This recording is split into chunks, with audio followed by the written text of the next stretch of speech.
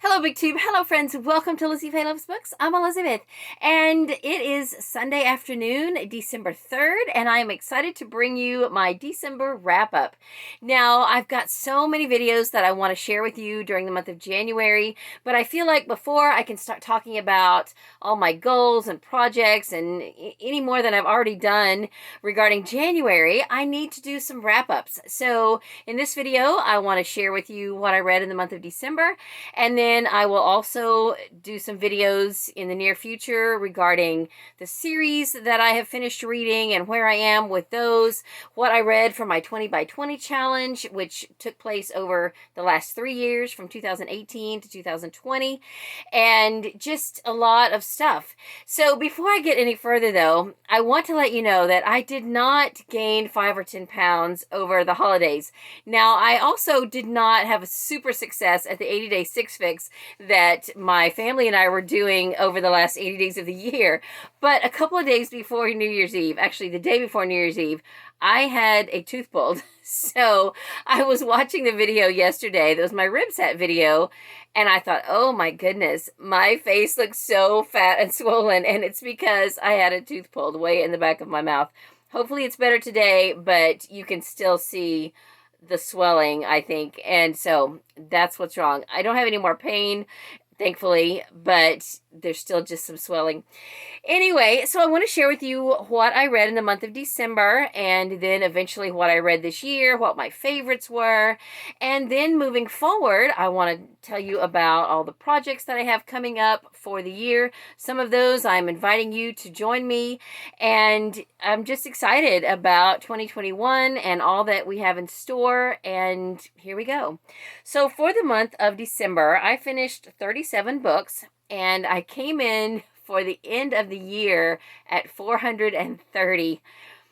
That is just unreal. In fact, my best friend on the phone, I told her 430, and she started fussing at me because she said, that's a lot of hours away from your family. I'm like, no, you don't understand. Less than 100 of them were actual sit-down books. All the rest were just listening as I had time in my car or doing housework or whatever. And so she's like, oh, okay. Well, I thought maybe you had taken that much time away from your family. And so I was like, no.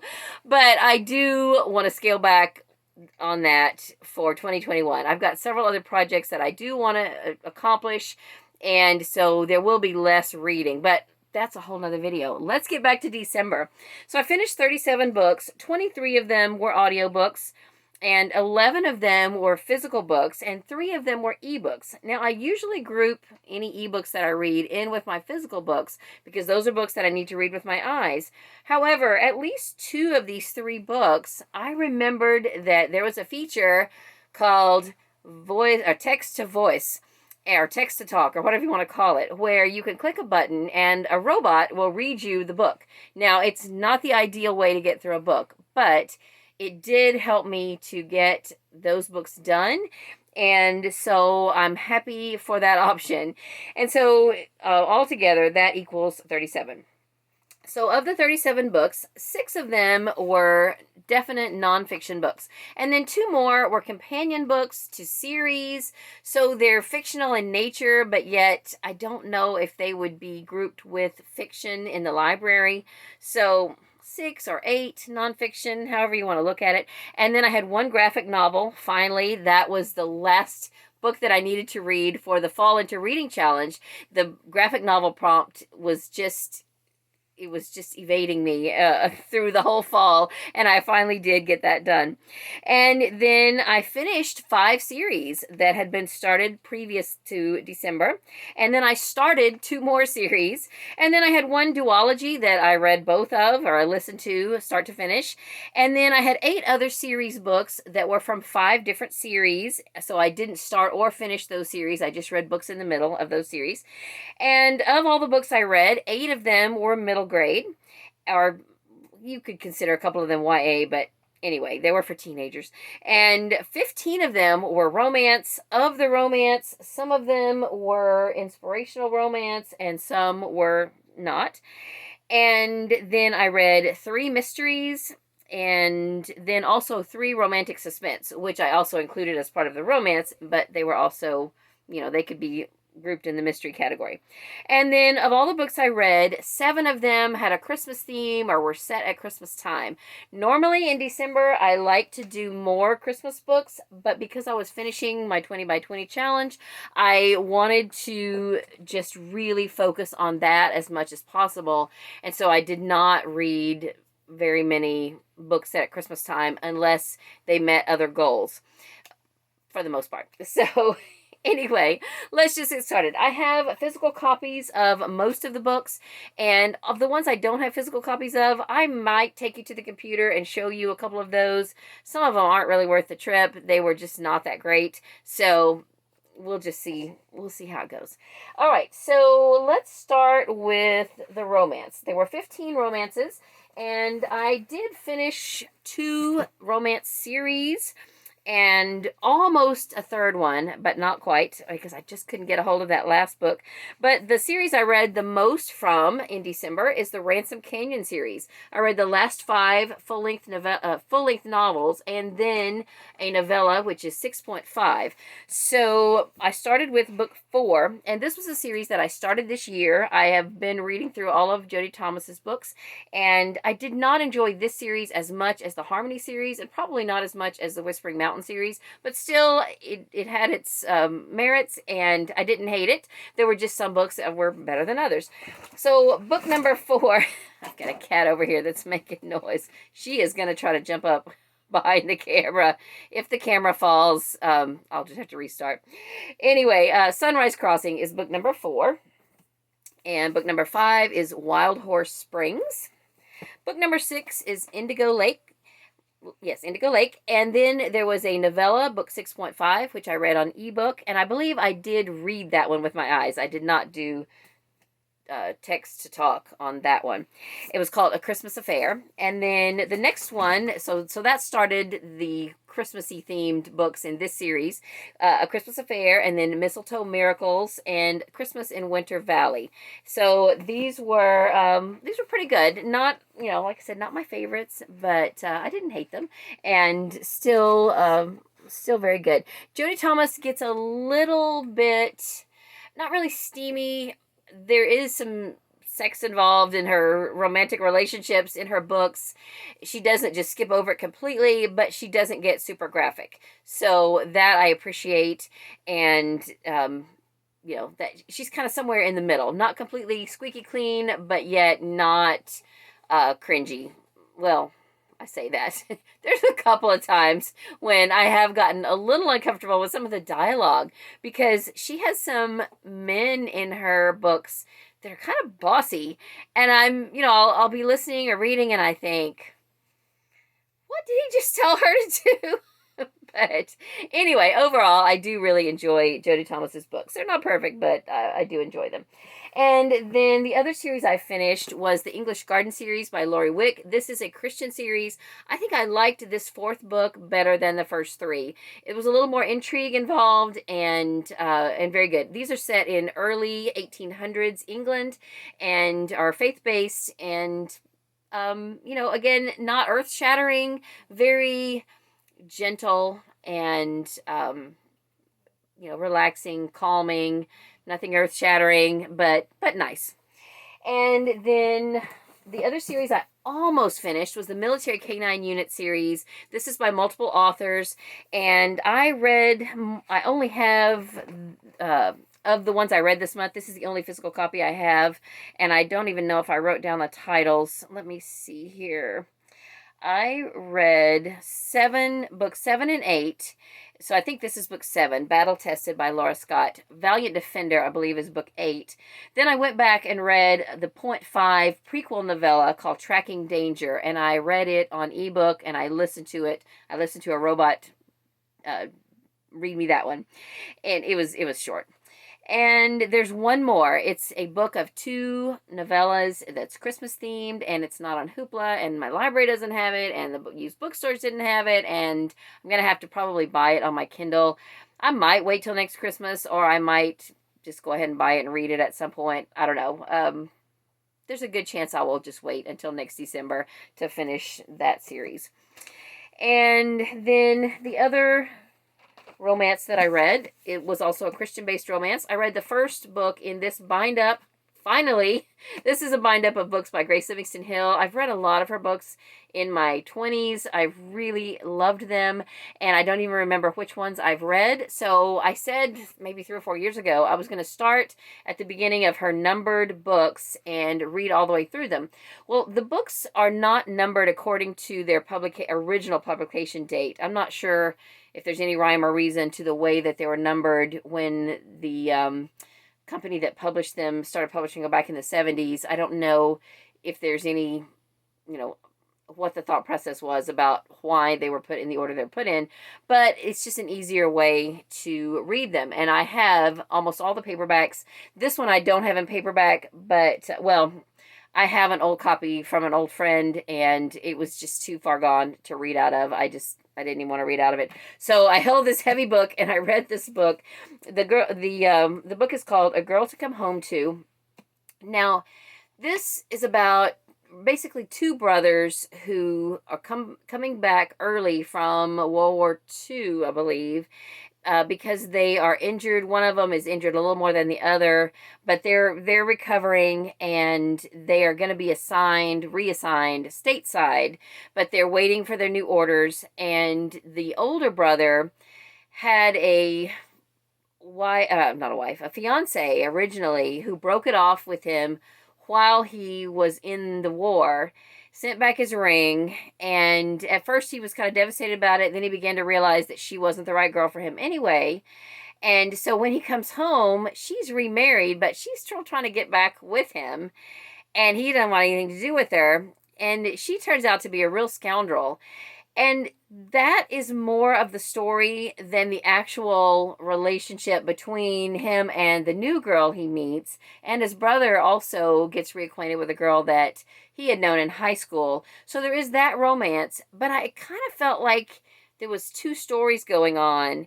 And the title really should have been more about the old romance with the scoundrel girl, because that really took up more of the story than the new relationship. It was still very good, but it was a little disjointed, and it wasn't my favorite by Grace Livingston Hill, but still not bad. Very old-fashioned, and just, I don't know, it's just from an older time, and I did really enjoy the process of reading it, and I'm glad that I finally got it done. All right, so I read 3 mysteries, a couple of them cozy, but one that was not cozy is A Thief of Time by Tony Hillerman. This was very good. I had not read a Tony Hillerman at all during my 20 by 20 challenge, so it had been 2017 since I had read a Tony Hillerman, and I want to get right back in. This was really, really good. I thoroughly enjoyed that. And some of them are on Hoopla now on audio. I think the next one is called Talking God, and it's on Hoopla. And then the one after that, I may have a physical copy of the audiobook, like on tape. So we'll see. I should be able to get through the next few pretty soon.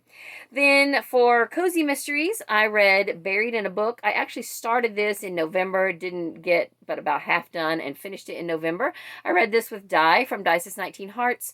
This was the November pick for the Book One Cozies Club, and she did a really unique kind of thing with this book. She read it 2 chapters at a time, and then did an audio discussion video. I know that sounds right. It's a video, but she didn't go on camera. There's just a picture of the book, and she's talking and discussing the book. That's why it's an audio video, audio only video. And for each 2 chapters, she did a video. And so you don't want to go on and watch them out of order. You don't, or unless you've read those chapters. So if you want to read this book and you haven't yet, then read the first 2 chapters, then go watch the first video, and then you can chat about that, and then go back and watch the second, read this, the chapter 3 and 4, go back and watch that part 2 video, and so forth until you finish. There's 16 chapters and there's 8 videos. So that's what I did, and I really did enjoy the experience of that. I hope she does that again. And I enjoyed the book. I've got the second book on my shelf, so I definitely want to read it at some point. And then I listened to this one in my car, A Red Herring Without Mustard by Alan Bradley, book 3 in the Flavia de Luce series. I read this in December thinking that I might have time to get to book 4, which is a Christmas themed book or set at Christmas time, and I did not not get to that one. I may still go ahead and listen to it this month so that, you know, because it still feels Christmassy around here, at least to me. We've still got our Christmas stuff up, although we're probably going to start taking it down today. Anyway, no matter. I want to go ahead and progress through the series. Even though I don't love it, I like it enough to go ahead and continue with the series. And then I have some middle grade books. I think I said I have 8. I finished the series of unfortunate events. The Penultimate Peril, the Penultimate Peril was book 12, and then, or is book 12, even though I finished reading it, it still is, and the last book is The End. So this was a very unique series, very enjoyable, and I'm glad that I finally have read those now, and I can see what all the fuss is about. They're very unique, very fun. If depressing things can be fun, they're just written so uniquely that I would probably read those again. And then I also finished the Shadow Children series by Margaret Peterson Haddix. This is book 6 and 7. Among the Enemy is book 6, and Among the Free is book 7. This is also a series I might read again. I started reading these back when Katie was in elementary school, and she's a senior in high school this year. So it's been a long time, and I would almost like to go back now and read them all in a shorter time frame. That's probably not going to happen anytime real soon, but I'm going to hang on to those. I did enjoy them. And then I have 2 books that relate to the Kane Chronicles by Riordan, the graphic novel of the Red Pyramid. And I've got books 2 and 3 in graphic novel form checked out right now from the library that I had hoped to get to in November and then December, and I didn't. So now, I don't know. I don't think I can keep them much longer. I've still got them in there, and I may go ahead and turn them back in, or maybe try to read one of them, and then, I don't know. I can't make up my mind on that. So, anyway, I'm not fast at graphic novels. I enjoyed them. I enjoyed this one, but I'm just not fast at reading them. And then I also have the Kane Chronicles Survival Guide. I think this was published in between books 2 and 3, and I kind of wish I had read it in publication order, because this did make it sort of come to life more, as well as the graphic novel. Both were very good visuals of the characters and the series and the storyline and everything. Another companion book that I read is a companion book to the Ugly series by Scott Westerfeld. This didn't blow me away, but it was very helpful in understanding some of the little bits and pieces of the series. And so now that I've read this, I'd almost kind of like to go back and read the series again. So I might do that at some point as well. This is called Bogus to Bubbly, and you kind of have to read the series to know what how those words pertain to the series. But it was not bad. One more middle grade book that I read is probably my favorite book of the month. One of the top 2. This is Float by Laura Martin. This is the last of the Sunshine State books for this school year that I had not read, and I loved it. I have talked about it in other videos, and I'll talk more about it when I do a wrap-up of all the Sunshine State books, but it was very, very good. It meant a lot to me because I have a special needs daughter, and these are about kids with special powers. So it's like a really cool illustration of kids with special needs, because they do have special needs. Their special powers make them have special needs, and it was really good. Okay, some other fiction that I read. I reread The Christmas Train by David Baldacci. I just listened to this real quick on audio because this was our book club book for December, and I had read it last year and enjoyed it. It's a good mix of adventure and romance and Christmas and all of that. So it was a perfect book for our book club, because both our mystery book club and our regular literary book club meet together for December. So it was a good mix of things, and it was light. We usually like to read something lighter for Christmas or for December, because, you know, we're so busy with other things. And I had hoped to read more of these than this, but I listened to this on Scribd, and then Scribd cut me off of the rest of them because I had already listened to a couple of other Scribd books for the month. So I'm hoping to get back to this series in January. This is the Dearest Dorothy series. This first book is called Are We There Yet? It's by Charlene Ann Bombick. And I said when I talked about this that I think I'm going to do a video about some of my favorite books and book series that have senior citizens as main characters, because this was really cute and I thoroughly enjoyed it. But I'm going to get a couple more books of the series in under my belt first before I tell you any more about the series.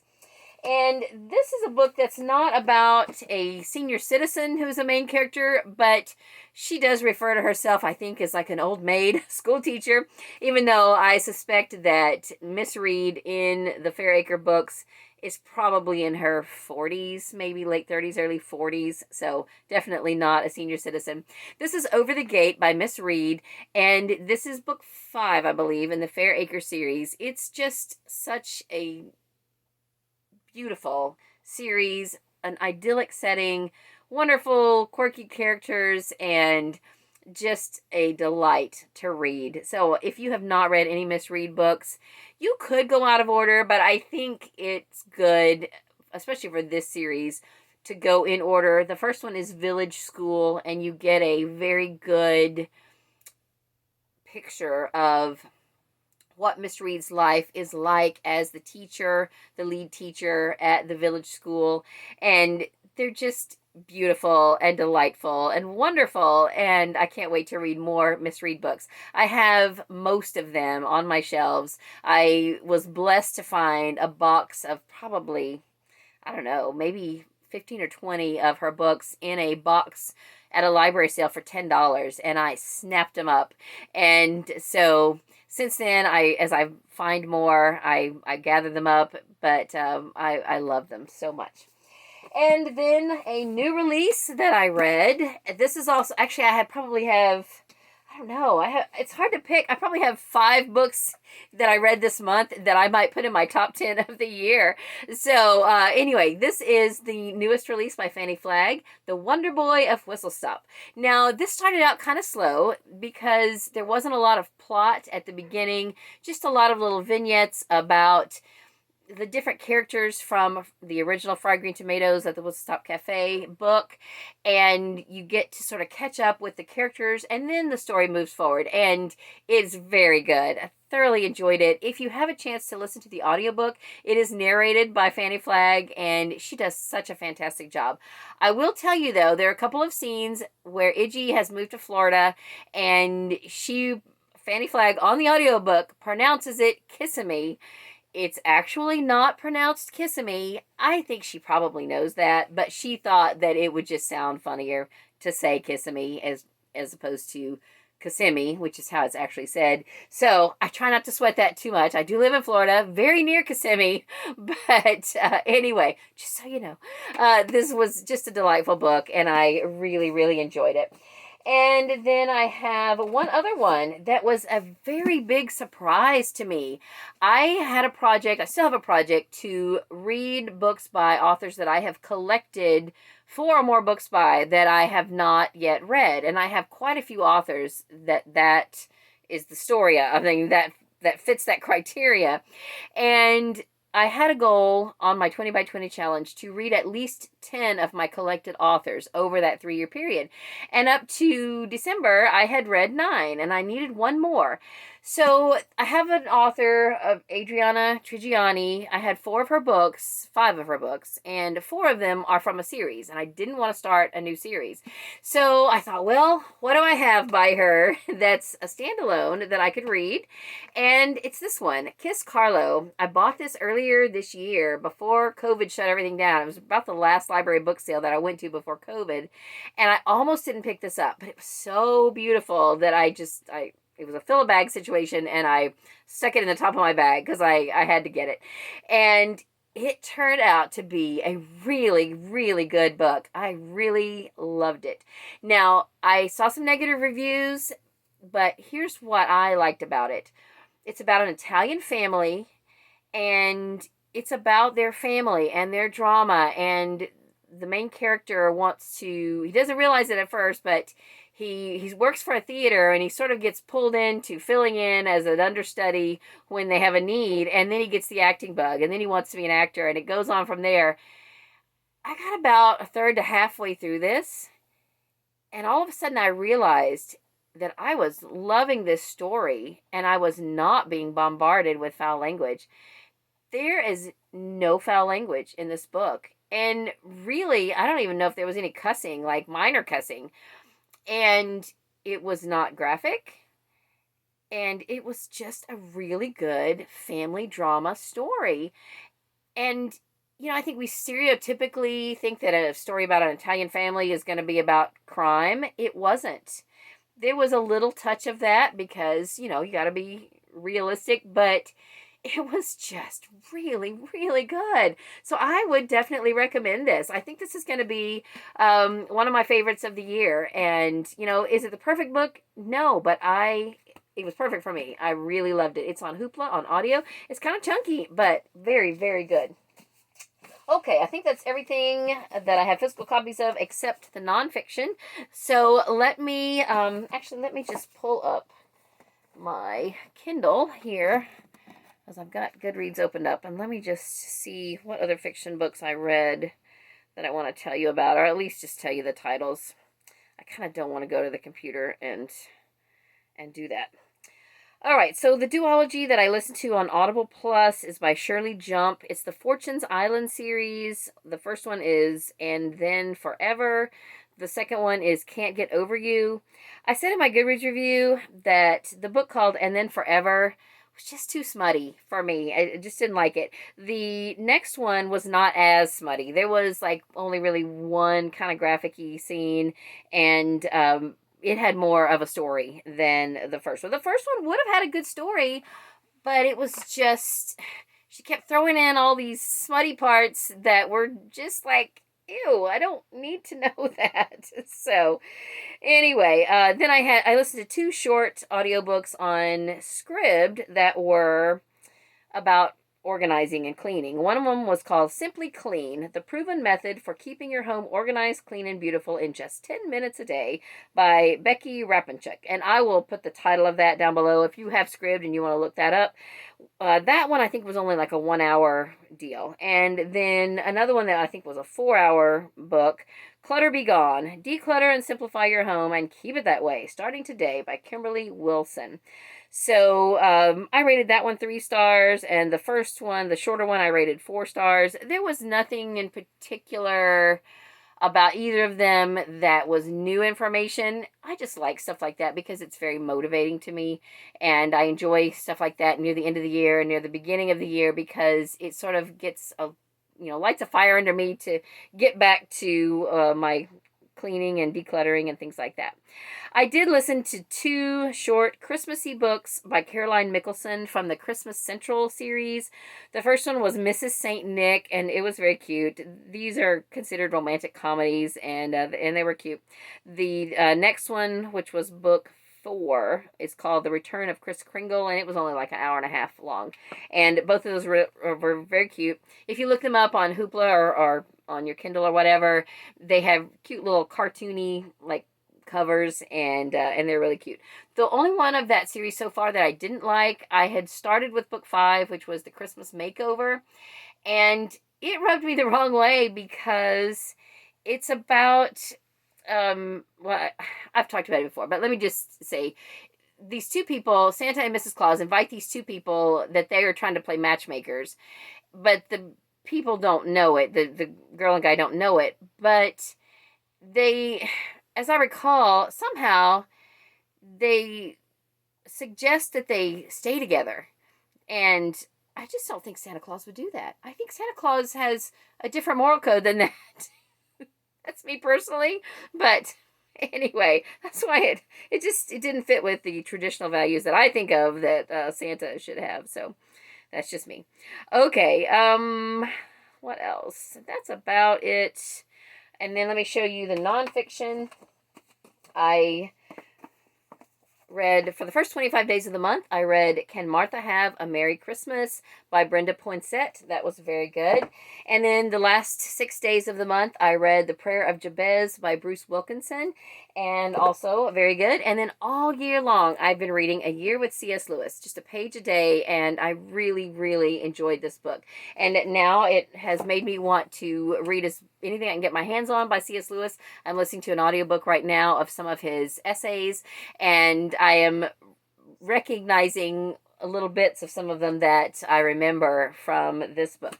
And then I finished reading the Bible from Genesis to Revelation. I started in 2018, and it took all of the first 2 years to read the Old Testament and then some. I read a few books of the Old Testament early in the year, and then all of the New Testament this past year in 2020. And that's only the second time in my life that I have done that. And it was a very good experience. I really saw things a lot more clear, and I'm just so glad that I did it. Now, it might be a while before I start over and do that again, but I'm going to continue to read my Bible every day, different parts according to whatever book I'm reading and studying. But I'm so glad that I took the time to do that.